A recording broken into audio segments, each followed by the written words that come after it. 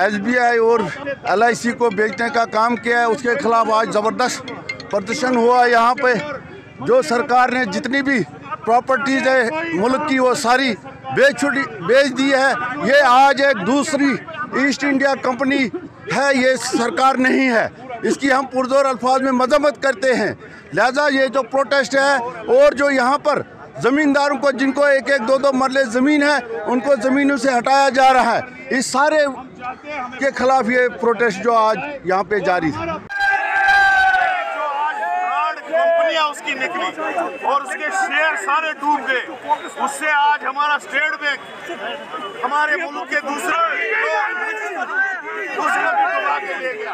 आज हमारा प्रोटेस्ट अडानी के खिलाफ जो है वो इंक्वायरी करे या सुप्रीम कोर्ट के जज का वो इंक्वायरी करे। ये हमारा प्रोटेस्ट है, ये जम्मू में ही नहीं है, पूरे मुल्क में ये प्रोटेस्ट है। और एंटी इंक्रोचमेंट ड्राइव पे भी हम ये कहेंगे कि गरीब लोगों को बताया जा रहा है, हमारे मकाने नहीं हम तोड़ेंगे, तुम्हारी जमीनें नहीं उठाएंगे। पूरे गरीब लोगों पे पूरे कश्मीर से लेकर जम्मू तक डोजर लगा हुआ है, उनकी दुकानें तोड़ी जा रही है।